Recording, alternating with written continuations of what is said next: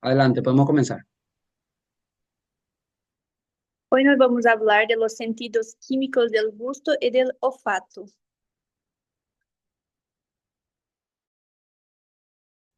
Pode passar, professor.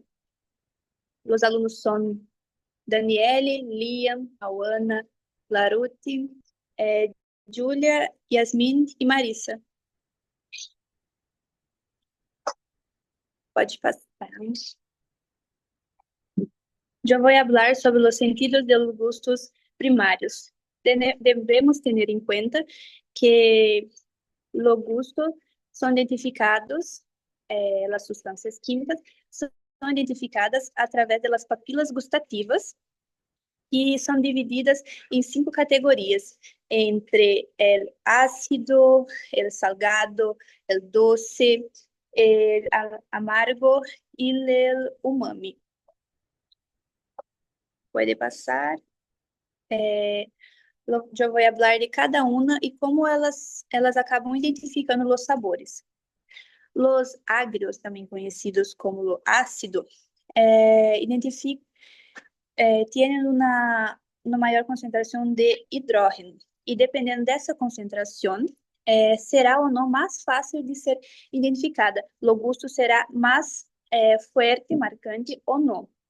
Los salgado, eles têm uma concentração de íon sódio em maior quantidade e de cálcio e, perdão, cátions e ânions em menor quantidade. Los dulces tienes azúcares, cetonas, alcohoides, e dependendo de sua concentração, se for muito alta, elas serão, elas passarão a ser amargas. Puxando agora o amargo, tem uma concentração de alcoóides, onde e substâncias nitrogenadas, onde se tem uma concentração muito alta, ela acaba causando rechaço, que seria a defesa de toxinas. La umami, ela identifica L-glutamato. Pode passar, professor. Vou falar do umbral. O umbral tem uma concentração mínima, onde é responsável de estimular que as papilas identifiquem os sabores. A tabla abaixo, ela mostra que o paladar não responde a apenas um estímulo, e sim a diferentes, dependendo do seu gosto. Um exemplo que mostra abaixo é o amargo, onde dependendo da sua substância, se for muito forte, pode ser 5 vezes mais, perdão, pode ser 5 vezes mais, 5.000 vezes mais intensas que o alquino. E também o doce, que a gente já liga diretamente à la sacarose. Entretanto, ela não chega a ser tão forte, o gosto tão doce quanto a sacarina. E mostra que, dependendo da parte do paladar, sendo da mesma categoria, pode ou se ou não identificar de uma forma mais direta, mais fácil o gosto. Pode passar.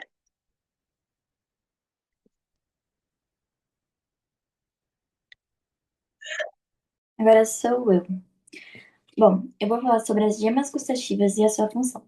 Basicamente, a gema gustativa, ela é a unidade sensorial do gosto. Ela vai servir para poder captar as substâncias químicas dos alimentos. A gema seria essa imagem aí, tá? Seria uma bolinha aí, essa bolinha. E ela tem um diâmetro de 1/30 milímetros de diâmetro e uma longitude de 1/30 milímetros. Basicamente, para ocorrer a formação de uma gema ou um botão gustativo, que também pode ser chamado, a gente precisa de, em promédio, 100 células gustativas, que seriam esses filamentos roxos que a gente pode ver, como está ilustrado aí.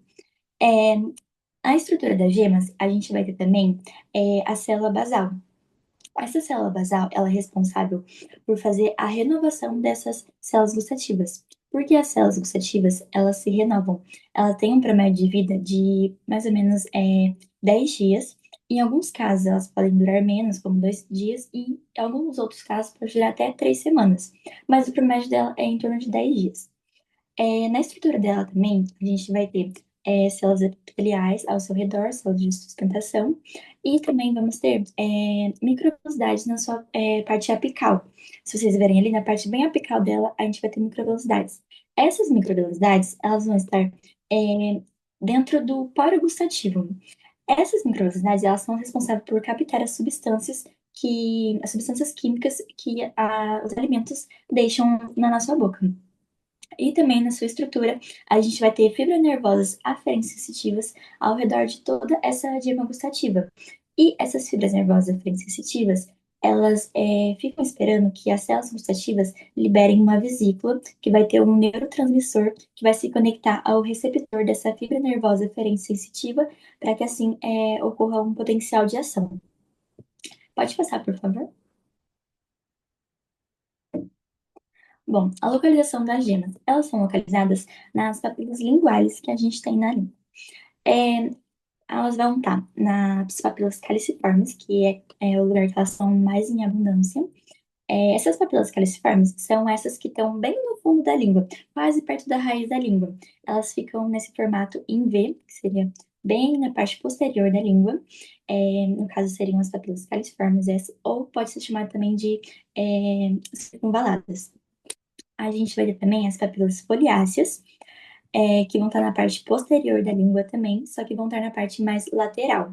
Essas duas papilas que eu citei agora, tanto a caliciforme quanto a foliáceas, elas vão ter as gemas gustativas na sua parte lateral, como vocês podem ver a ilustração que eu coloquei aí. Elas ficam na parte lateral. E a outra papila que a gente vai ter é a papila fungiforme, que ela pega 2/3 da parte anterior da nossa língua e ela vai estar, as gemas dela vai estar na parte apical, bem na parte superior. As gemas gustativas, elas não estão somente na nossa língua, elas podem estar também no paladar, nos pilares amidalíqueos, na epiglotes e no esôfago proximal. E a gente tem, em média, de 3.000 a 10.000 gemas gustativas nos adultos. Em crianças, a gente tem uma quantidade um pouco maior. E a partir dos 45 anos, a gente começa a ter uma degeneração dessas gemas gustativas.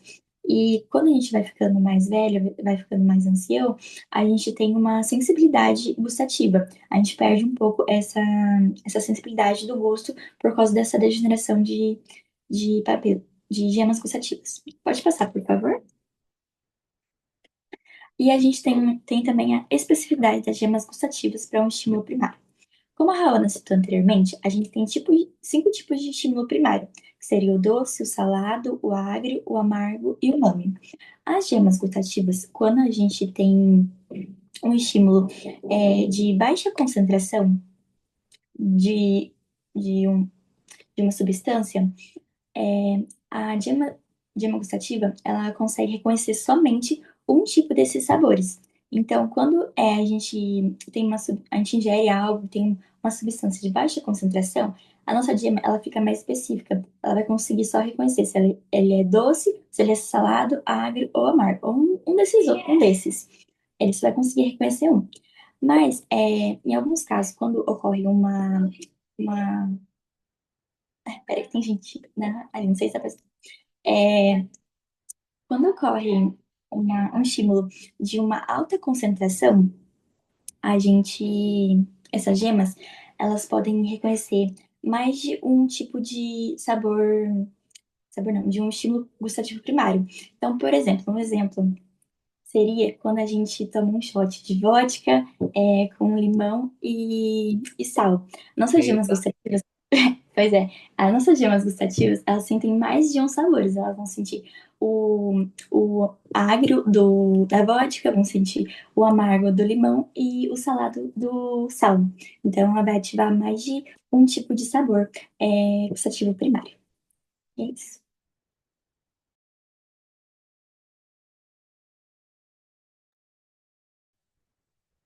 Pode passar, prof.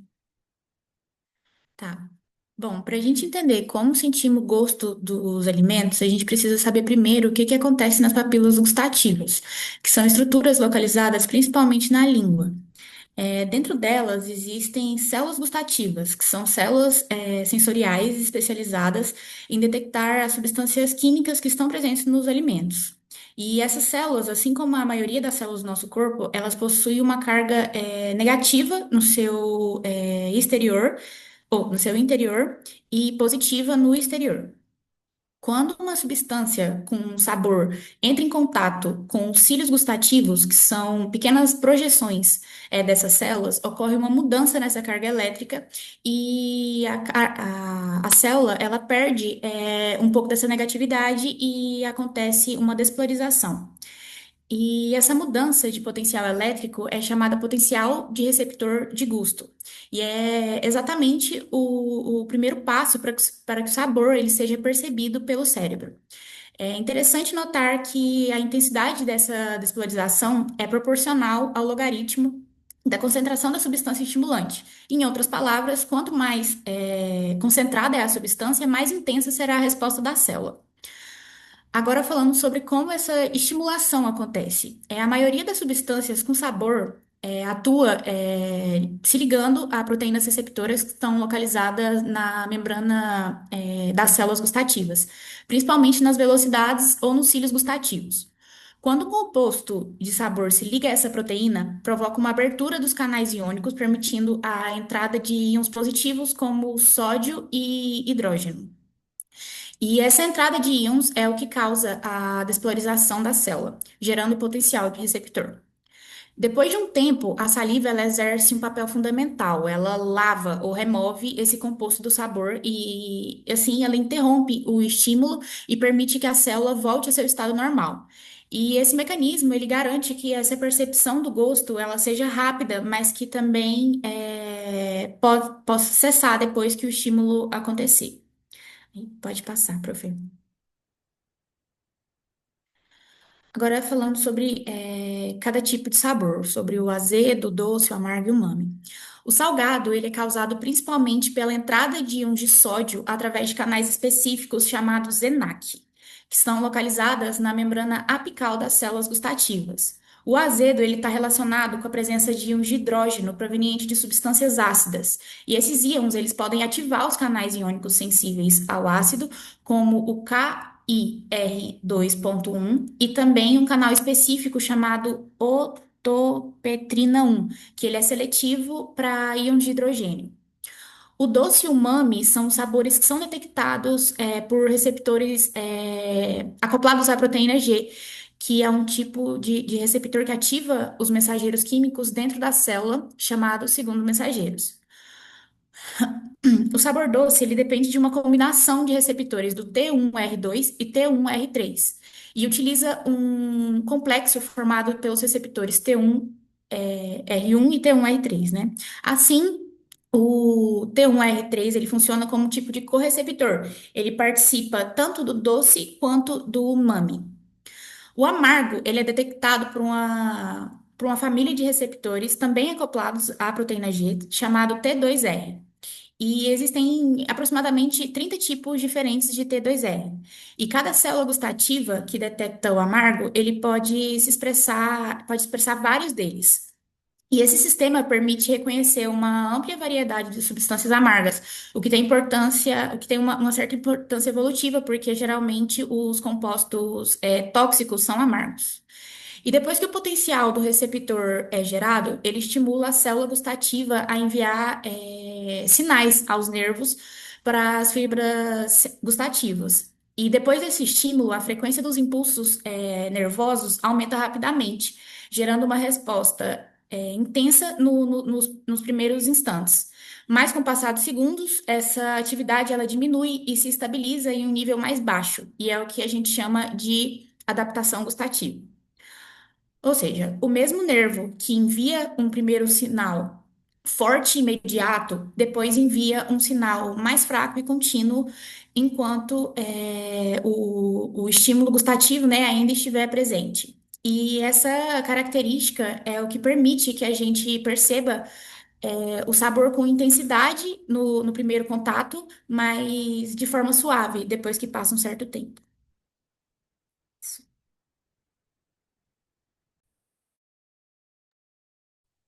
É, o meu tópico é sobre a transmissão de sinais gustativos e controle da central do gosto, né?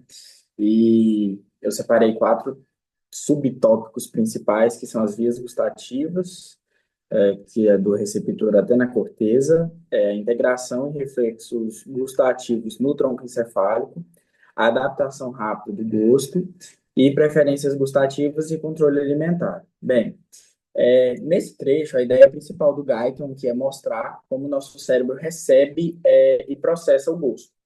As sensações de sabor começam nas papilas gustativas da língua e da faringe. Os dois terços anteriores da língua, eles enviam sinais através do nervo facial, enquanto a parte posterior da língua e outras regiões da garganta usam o nervo glossofaríngeo e o nervo vago. Todos esses nervos levam as informações até o núcleo do trato solitário no tronco cerebral. Depois de chegar ao núcleo do trato solitário, as informações vão para o tálamo e em seguida para a região do córtex gustativo, que fica na área da ínsula e do opérculo frontal. E aí que a gente realmente consegue perceber o sabor. Esse trecho também fala que nós nos acostumamos rápido aos sabores, em cerca de 1 minuto. O nosso cérebro já reduz a resposta ao estímulo contínuo do gosto, e isso acontece mais no sistema nervoso central do que nas papilas em si. Além disso, o trecho mostra também como o gosto influencia as nossas escolhas alimentares e os reflexos, como a produção de saliva, por exemplo. É, se eu falar agora, quem quer comer um mousse de limão, aí é certeza que a metade da galera vai ficar com a boca cheia d'água, porque limão traz essa sensação de que a boca fica cheia de saliva, né? E aí o cérebro adapta essas preferências de acordo com o que o corpo precisa para poder enviar os sinais. Agora falando sobre os receptores gustativos. As células receptores do gosto ficam nas papilas gustativas da superfície da língua. Elas são neurônios sensoriais, são neuronas sensitivas e especializadas que detectam substâncias químicas dos alimentos. Então, no caso, elas detectam aí os sabores, né? Doce, salgado, azedo, amargo e umami. Cada papila contém várias células gustativas e cada célula se conecta com fibra nervosa. E o que vai acontecer nisso aí, no caso, é a sinapse. A primeira neurona a primeira neurona, que no caso é o neurônio sensorial primário, capta o estímulo nas papilas e envia o sinal através de três nervos cranianos principais. Então, no caso aí, o que as neuronas, o que vai ser sentido nos dois terços anteriores da língua, como eu já havia falado, vai para o nervo facial. O que vai ser sentido no primeiro terço posterior, perdão, da língua, vai para o nervo glossofaríngeo e o nervo vago vai transmitir sinais tanto da base da língua quanto da região faríngea. E aí, antes de todos esses estímulos que vão caminhar por esses nervos passarem a corteza, eles vão passar primeiro por gânglios sensoriais e dentro desses gânglios eles vão fazer sinapse. Então, no caso, vai passar aí de uma primeira neurona para uma segunda neurona. Essa sinapse é feita através do neurotransmissor, através não, né? Com a excitação do neurotransmissor glutamato, e o inibidor dessas sensações é GABA. Eu pesquisei sobre os receptores e neurotransmissores. Esses gânglios que vai acontecer essa sinapse, eles têm nome também. O que passa o estímulo do nervo facial chama gânglio geniculado. O que passa do nervo glossofaríngeo chama gânglio petroso e o que passa do nervo vago chama gânglio nodoso. Antes de chegar lá na corteza mesmo, eles vão passar por duas estruturas ainda. Eles passam pelo núcleo do trato solitário e passam pelo tálamo. Esse núcleo do trato solitário, elas vão fazer também outras sinapses. E essa sinapse fica localizada no tronco encefálico, no caso no bulbo, e é a primeira estação central, onde a primeira neurona faz sinapse com a segunda neurona. Então, recapitulando aí que eu falei errado, no caso, a primeira neurona não faz sinapse com a segunda neurona no gânglio, ela vai fazer no núcleo do trato solitário. E aí lá é onde acontece toda a questão mesmo da sinapse, que vem o neurotransmissor e os receptores e tudo mais. E aí, depois do trato solitário, ela vai ao córtex. E aí, no caso, a gente está entregue o sinal gustativo.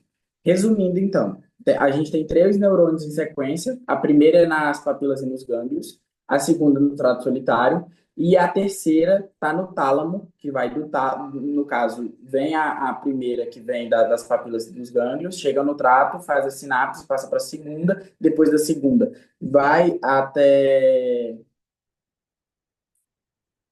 a segunda vai até o tálamo e a do tálamo faz sinapse com a terceira e a terceira vai até o córtex e assim a informação do gosto viaja em três etapas até a percepção consciente realmente do gosto. É isso.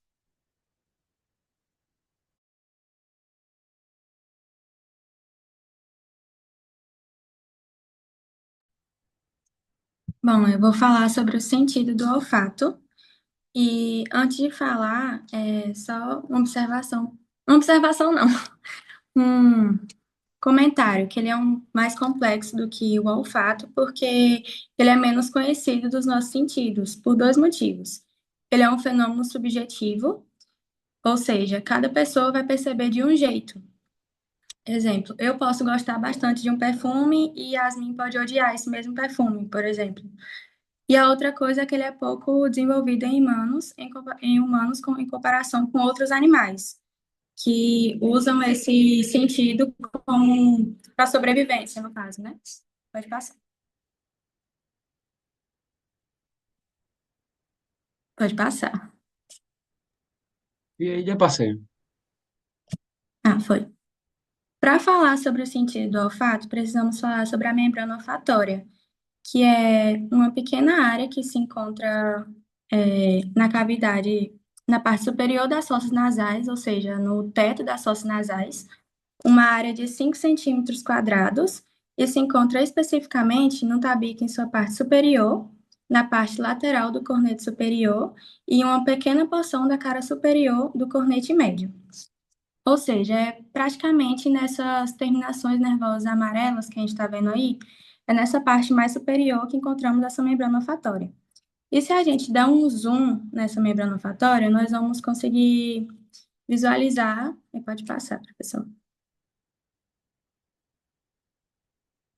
visualizar essa estrutura, né? Como se fosse se a gente desse um zoom, né?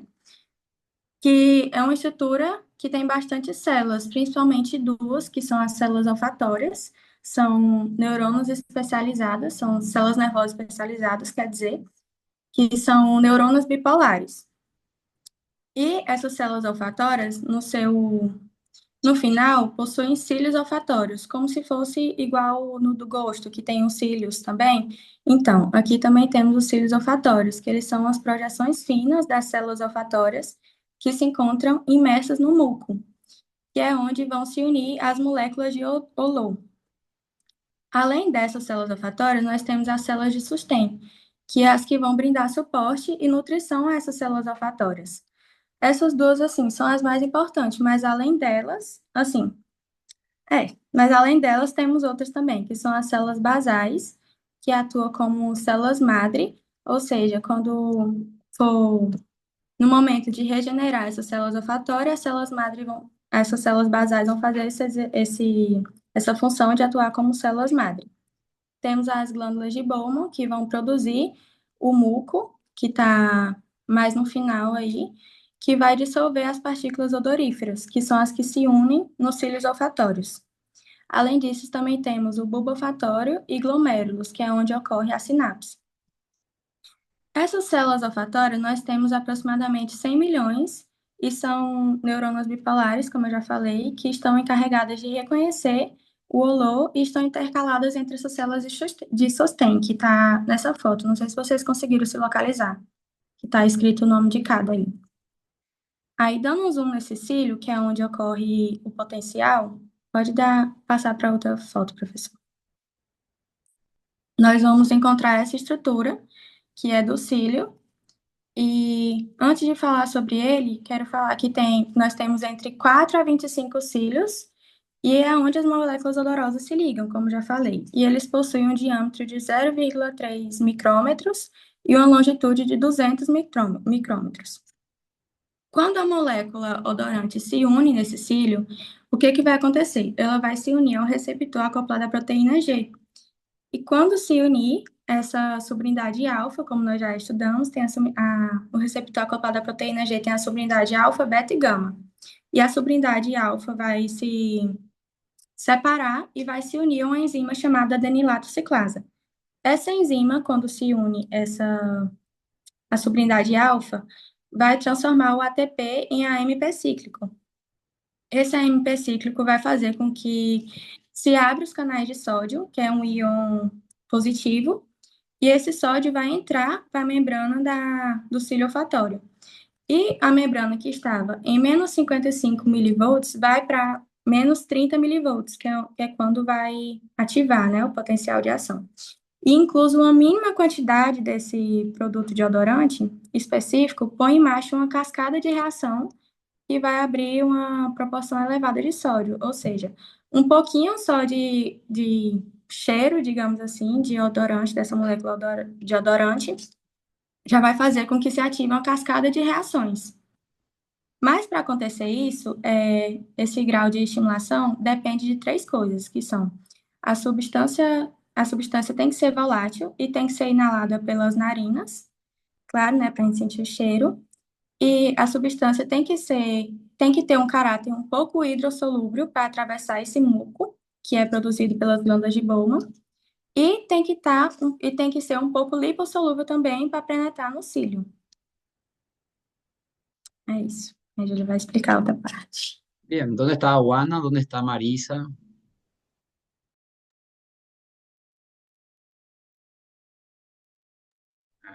Tô de olho em vocês. Olá,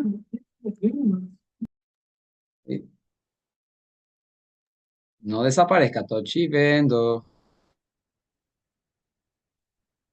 Pode. Isso. Bom, eu vou falar sobre potenciais de membrana e potenciais de ação das células olfatórias. Em repouso, essas células elas têm um potencial de cerca de menos 55 milivolts. Já para gerar potencial de ação com frequência baixa, a frequência desses potenciais sempre vão ser mais baixas. Quando estimuladas por odor, ocorre a despolarização e aí o potencial vai para menos 30 milivolts, ou menos, pode ser até menos. A frequência dos impulsos começam a aumentar bastante, chegando de 20 a 30 por segundo. A frequência dos impulsos varia de acordo com a intensidade do estímulo. A adaptação olfatória é rápida. Em 1 segundo, há uma redução de 50% na resposta do receptor. A sensação continua diminuindo lentamente, o que mostra que grande parte da adaptação ocorre no sistema nervoso central, através de um mecanismo de retroalimentação inibitória que ele está localizado no bulbo olfatório. Quando a sensação... Pode passar, professor, por favor. Isso. Aí, o mecanismo proposto, que as fibras nervosas que regressam ao cérebro ativam as células inibitórias no bulbo olfatório, como eu falei, e geram a inibição por retroalimentação, que reduz os sinais olfatórios. Pode passar, próximo. Isso. Sensações olfatórias primárias e a natureza do olfato. Quanto às sensações olfatórias, antigamente se acreditava que existia apenas 7 tipos, como floral ou mentolado. Hoje a gente já sabe que pelo menos existe 100, ou talvez até 1000 tipos de receptores diferentes. O olfato também tem uma fonte de ligação emocional. Mecanismo proposto. Pode passar, por favor, professor. Pode passar a próxima. Isso aí. O olfato ele tem uma fonte de ligação emocional e afetiva. A gente pode sentir o cheiro de algum perfume, de alguma comida, alguma coisa assim, lembrar de alguma família, do amigo, de algum familiar, ou algum momento. Então, ele tem uma forte ligação emocional e afetiva. E ele também pode causar repulsa, a gente pode também associar a momentos ruins e a momentos prazerosos. E ele pode influenciar comportamentos, como a atração física ou a atração sexual em animais até. E por fim, o olfato ele é extremamente sensível. Substâncias como metilmercaptato são detectadas em concentrações mínimas, muito pouco ele já consegue detectar. Mas apesar disso, a variação de intensidade percebida é pequena. Um odor já parece forte com apenas de 10 a 50 vezes acima do limiar. Pode passar.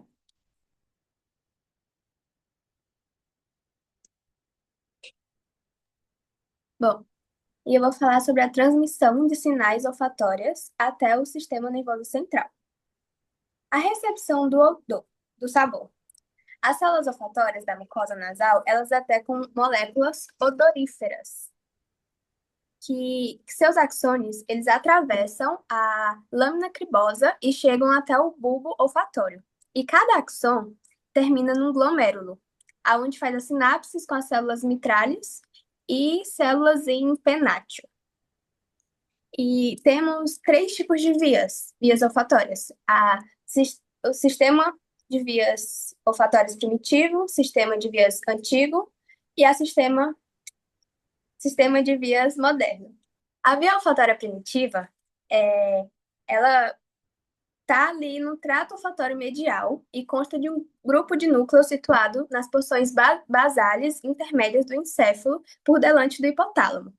E ela tem uma função de controle de reflexos básicos, como a salivação, lamber-se os lábios quando pensa em algo muirico, que gosta muito, e em respostas emocionais.